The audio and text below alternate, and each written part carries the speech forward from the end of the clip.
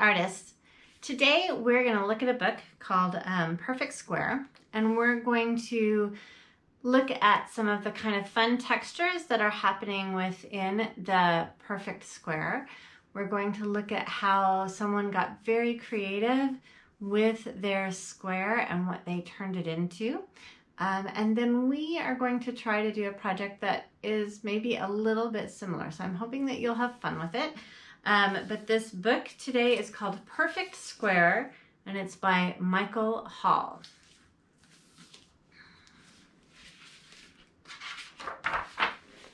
Look at those beautiful colors. It was a perfect square. It had 4 matching corners and 4 equal sides. And it was perfectly happy. Do you see the little smiley face across the square? It's perfectly happy. But on Monday, the square was cut into pieces and poked full of holes. It wasn't perfectly square anymore.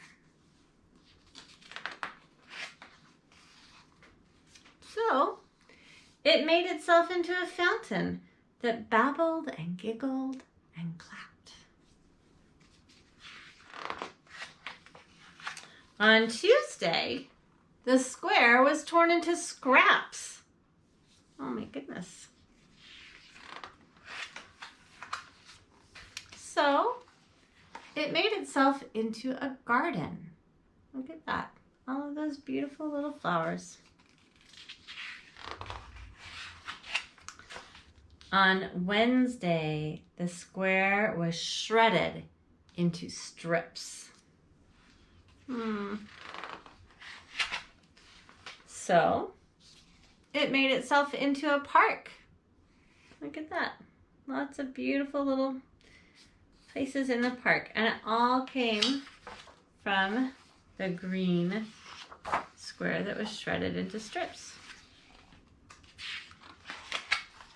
On Thursday, the square was shattered. Look at how they've cut it into all these jagged lines. So it made itself into a bridge. On Friday, the square was snipped into ribbons. You see how it is cut with those kind of fancy edge scissors. So it made itself into a river. Pretty cool. On Saturday, the square was crumpled and ripped and wrinkled. So it made itself into a mountain. Pretty cool.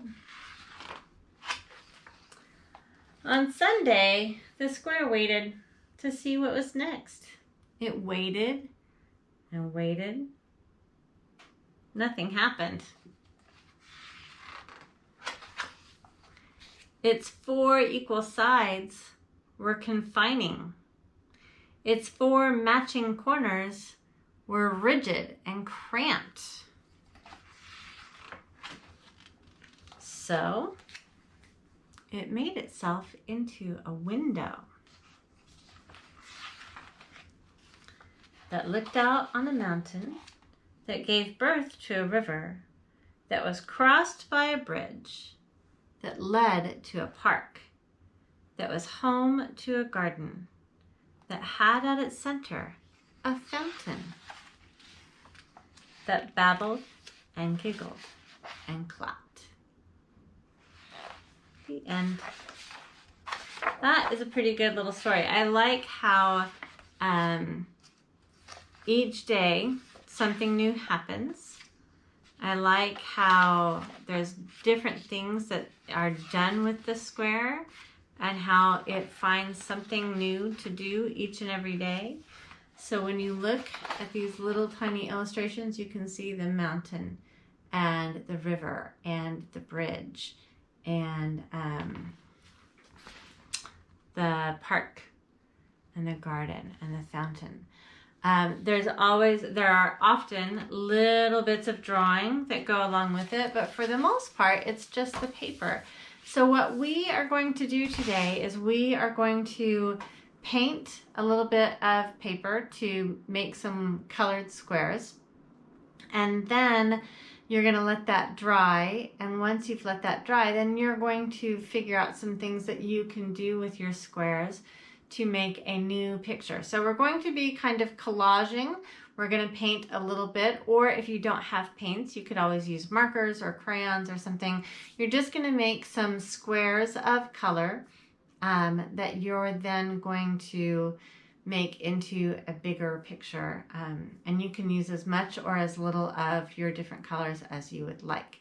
So that being said, get your paints out, get your paper out, or your markers, whatever it is that you're going to be using for this project, and I will guide you through it. Okay, let's have fun. Okay, so in looking at this book, Perfect Square by Michael Hall, we saw how he took the different colors of paper, and he has a painted paper that has some texture and color within the paper itself. And so I have done some things. You can see the same thing is true here with the green and with the blue, or that's kind of a turquoisey kind of color, right? Here's a blue and a purple. So all of his paper had a texture in the paper itself because of the painting. He also sometimes got a texture from tearing the paper. He sometimes cut the paper, sometimes with fancy scissors, sometimes with just regular scissors. Sometimes the paper was torn and crumpled. Sometimes it was punched. But there's lots and lots of different ways to make something with all of these different colors of paper. But I wanted to point out he had painted the paper, which gave it a little bit of extra texture. I also painted some paper, and you can do that. That would be something that you would start on one day, and then you would be able to cut and make your project the next day. So this is some paper that I had painted just with watercolor. And the other thing I like about the painted paper, along with the extra texture that it gives, is the way that you can kind of mix your colors a little bit. See, this is primarily green, but it has a little bit of yellow in there. This is primarily blue, but it has a little bit of green in there. I didn't really do it too much with my other colors. You can see there's a little bit of red in my yellow. There's a little bit of orange in my red. I didn't do it too much, but it's something that you can think about and have fun with. If you don't have access to watercolors, you could do it with markers. It's a lot of fun to take a marker and then add a tiny bit of water. So if I were to color with this is a water-based marker. You could do it with Crayola markers too. I just don't have any right here with me right now. And then I could take my brush and dip it in a little bit of water. And it's going to give me kind of that watercolor effect. It starts to kind of break it down a little bit, not a lot. This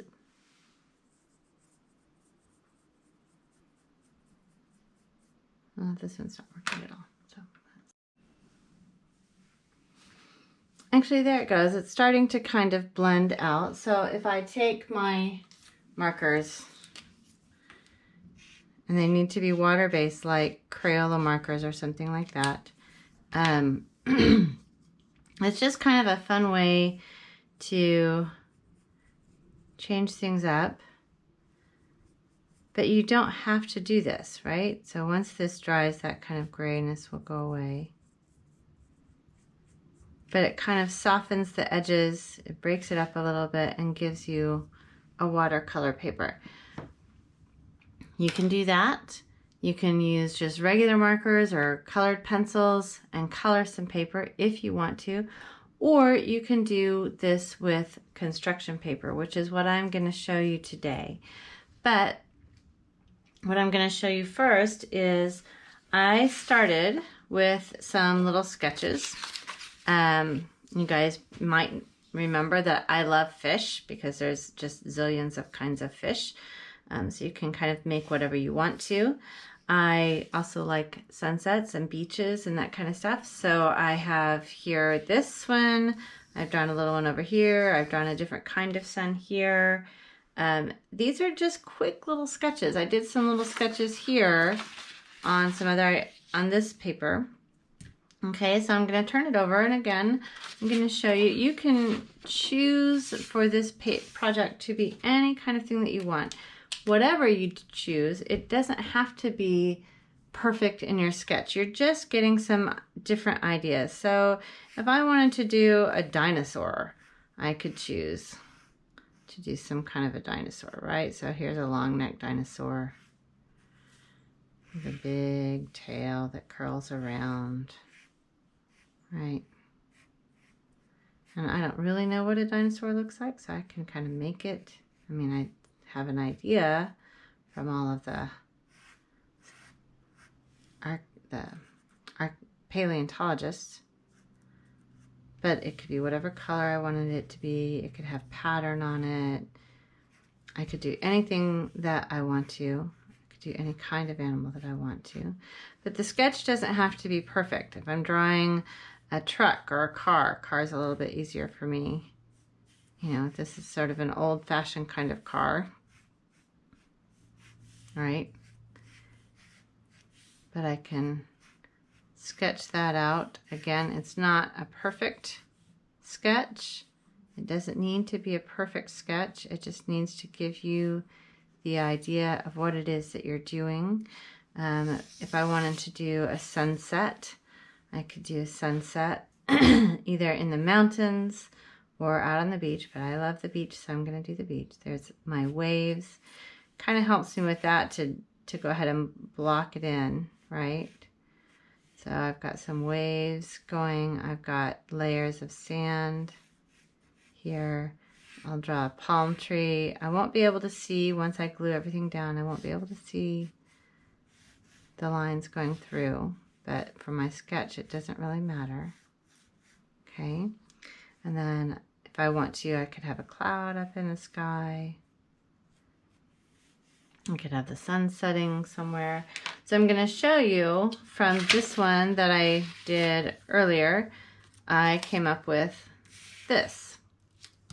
Okay, with the fish that I did earlier, I made a little fish, and I could do a whole little school of fish. If I like doing the fish, I could do a whole bunch of them. So those are ideas that I used doing the painted paper. Today I'm going to do some construction paper, but I might stick some painted paper in there as well. So I have here a piece that I'm going to use as basically my background to build everything on. The construction paper gives you a pretty cool texture when you tear it. Painted paper also will give you a texture.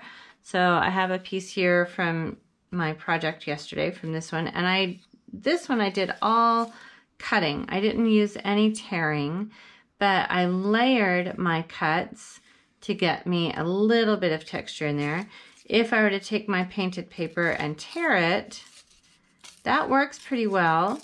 It sometimes gives you a little bit of a white line in the texture, which is okay. You just want to know ahead of time that it might do that, because some people that might bother. Some people are going to use that and say, oh, that's really cool. So it's just kind of up to you to decide what you're going to use and what kind of technique you're going to use. So I've gone through and I started tearing my paper. I've got my yellow here, and I like the yellow, the torn yellow. What I don't like, or what I realized, not what I don't like, but what I've realized is that I can't glue the bottom down first. If I glue this down first, then it's hard for me to build my water on top of that. And my water should be further away. So I'm going to go through, and I've got, because I'm using construction paper, and because I have multiple colors of construction paper, I can do different colors of blue for my waves, which I kind of like being able to have more than one color in my water. So I've got some turquoise. I've got a little, I'm going to use, even though I'm using light blue for my background, I'm going to use a little light blue for my water too. I'm going to get a few waves in there of the light blue. And I'm going to do the same thing with this kind of darker blue color. So I'm just tearing a few pieces of it. I'm going to lay the idea out first, and then I will glue. I've got to kind of figure out how far up I want my water to go. And then I will go through and I will glue things down. You don't want to have a huge mess. You want to glue a little bit as you go along, but I don't want to start at the bottom and then not be able to get the water in there, because it should look like the sand is overlapping the water since we're looking out and that's further away. So I have several pieces of torn blue paper here, and you can always, if you have a flat edge, you can always lay a piece down on top of it to get that flat edge to go away. I'm going to start with this blue. I'll put the lighter blue in the middle. I'm going to start about halfway down, okay? Halfway down my little piece. And my piece is a pretty small piece of paper. It's only about 4.5 inches wide by maybe 7 inches long, 6 inches long. Yours can be whatever size you're using for your paper that's your collage paper.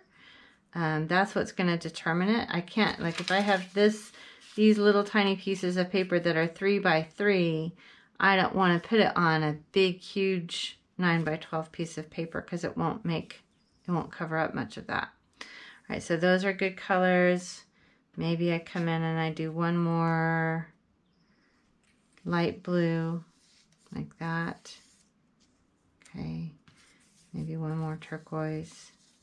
That one's too short. Here we go. Okay, so I can glue those down. I like the way that goes. And maybe I'm actually going to scoot it up just a little bit because I'm going to end up with no sand at all if I have it that far down. I can also put my layers in a little closer to each other.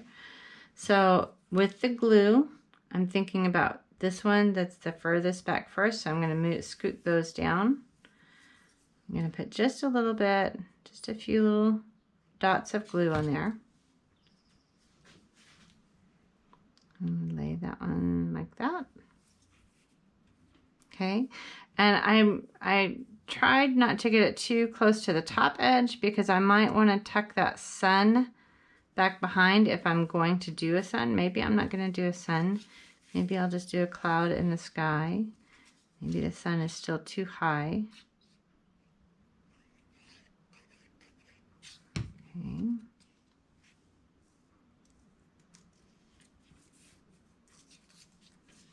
I really like this turquoisey color. And for the waves, I really like that torn texture. If you wanted to put some white caps in, you could do that with just some plain white paper of any sort.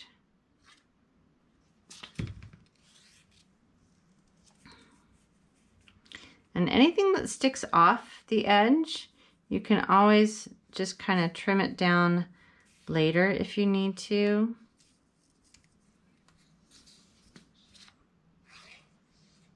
Okay. Didn't get any down here in this corner. Just a little bit, right? And then now I can start building up my beach that's going to cover up some of that water. And it's okay if it doesn't go all the way across because I can come back.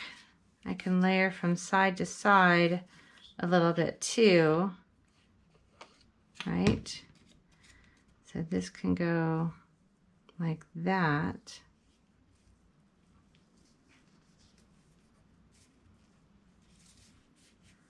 And then this one can come in and lay over here, and see how that laps over down at the bottom.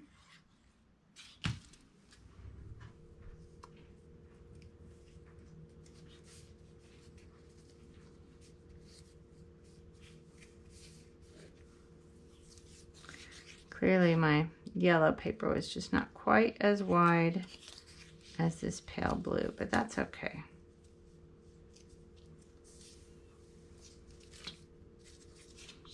Because I can fix that by layering.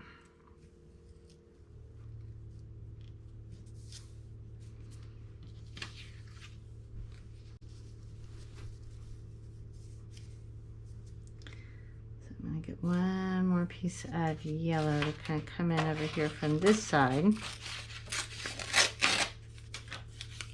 Like that.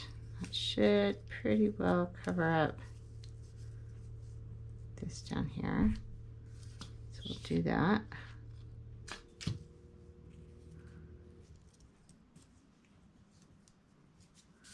Like that. And then this comes down the very bottom edge. And I can always trim, once I'm all done cutting, I can trim that away. Okay. So there's my little beach scene, my little beach and my water. But so over here, I can turn this over and I can, if I want to, I don't have to, if I want to, I can trim that off, right? With the palm tree, I had liked how the rays and the palm fronds stuck off the edges of the paper, so I may do that again. All right, so my sun would be behind my palm tree if I'm doing a sun. So I have here some orange, it's a very bright orange, and I have a little bit of red, and I still have some more yellow if I want to use that. Or if you have some painted paper and you want to use that into this, you could. I've got lots of little bits from yesterday. I've got these pieces that I had shown you my sample work. So I'm going to start with this sun. And I like that little half round. So I'm going to take my paper, and when you're tearing something like that, you could do, it's a little harder to tear a rounded shape. Okay, so I could do that. Or for the sun, if I want to, this is all textured, maybe for the sun, I could do a slightly smaller sun, and I can just cut that.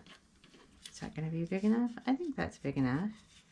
I can kind of tuck that down behind that top wave because I didn't totally glue the edges down, I don't think. If I did, I can maybe peel it up a little bit. We'll see. Here we go. I can tuck it in over here, right? And then I can make my sun rays coming off of my sun.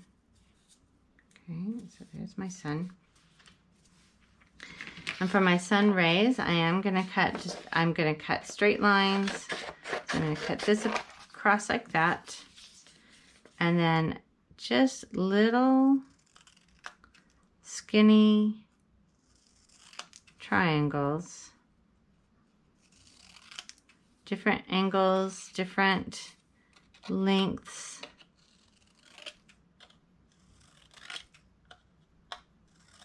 Like that. And then I can layer those in, and I like that little bit of red on top. And you noticed I didn't glue down the top of my sun, I just kind of put it down at the bottom edge so that I can kind of tuck these rays back behind. So that can go there.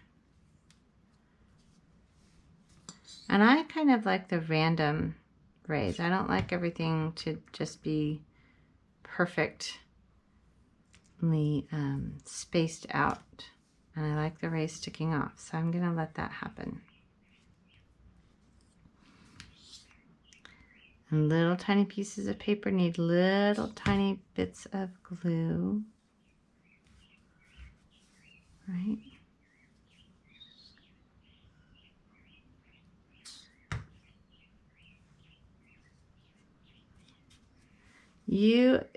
If you're not doing a sunset and you want to do your own thing, this is just all I'm trying to do with this for you big kids is just show you kind of the steps of making sure that you're layering, you're texturing your pieces, thinking about how things might need to go in. Okay, maybe I don't need that one. Maybe that one's just fine. And then I can add some teeny tiny bits of red in on top of the orange if that's what I want. And I don't have to do, you don't have to do that. But if you like that idea,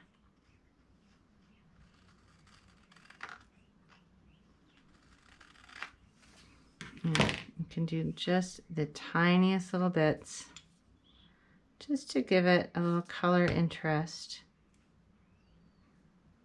Right.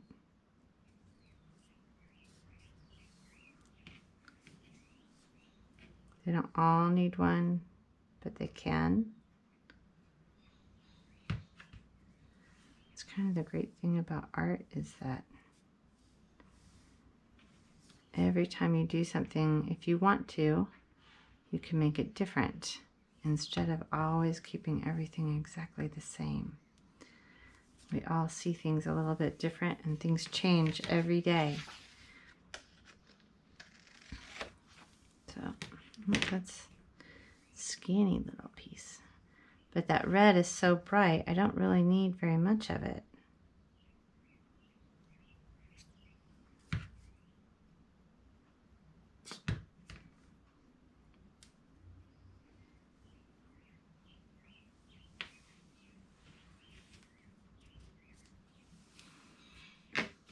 And since I've got 4, I will do 5.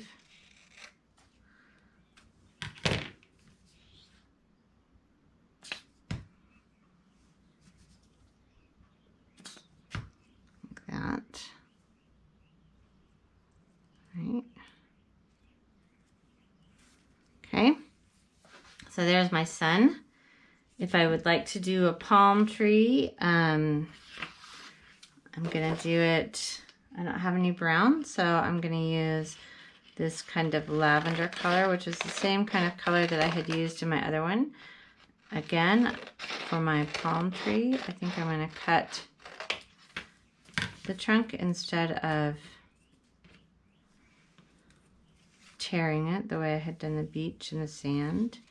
If I can, I'll tuck this in behind. If I can't, maybe I start it down here at the very base. Okay, and it's going to cover up some of my sun, right? I could do it on this side like I did before, but since I've tucked my sun in over here, I think I'm going to have the palm tree over on this side. And the palm tree base, I can go ahead and just glue that down like that.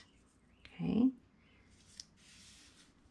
And for my palm fronds, if I want torn paper fronds, I can do that.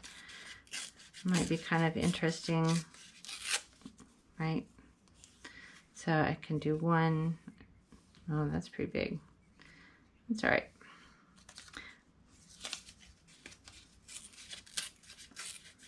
Maybe I decide I don't want the palm tree. Maybe I like just the sun. Maybe I do a cloud, right? There's no right or wrong as you're doing this. So I'm going to take that off because I don't like that. The glue's going to dry. It's going to be no big deal. And then I'm going to take a piece of white paper, and this is what I have right here. So I'm going to cut off a little chunk of this, and I'm going to start tearing that to make a cloud shape. And again, the cloud might be kind of fun if I layer it in. So here's a cloud, right? Maybe I don't want it quite that big. Maybe I want it a little smaller. So there's a cloud. But to give my cloud a little more interest, I can kind of layer some different pieces into it, because they're never, well, they're rarely just one perfect shape, right? So I can layer some other bits in and make that be my cloud. Now, this one, the palm tree, covered up a lot of my sun, but the sun was much bigger and my palm tree was much smaller. This one, my sun is really small compared to the rest of the scene. So it kind of depends on what you're doing and how you want to make that work. You know, the fish that I had done here, I did some hole punches, I did some little bitty things. It's kind of like those lionfish, but it's not a lionfish. It's just whatever I was making up. So there's lots and lots of different ways that you can use painted paper, that you can use construction paper, that you can create whatever kind of scene you like. I love how this book really explores the idea of, once you realize that things may not always be perfect, if you embrace it and you change it, then you start realizing how fun it is to change things. I think the flower garden is just beautiful. I love that part. So, so think about the different kinds of things that you can make. How would you do that? Here you can see the park. He's got the flat line right there in the middle, and it doesn't have a perfect frame around it, right? He took his white marker and went in and drew a kite. And another one, here he drew the lamps that would be sitting on the bridge. So you could do the same thing. You could take a marker of some sort. I have a blue one right here. If I wanted to draw a little fish in here, I could draw a little fish, right? Or I could do a little torn paper fish in there.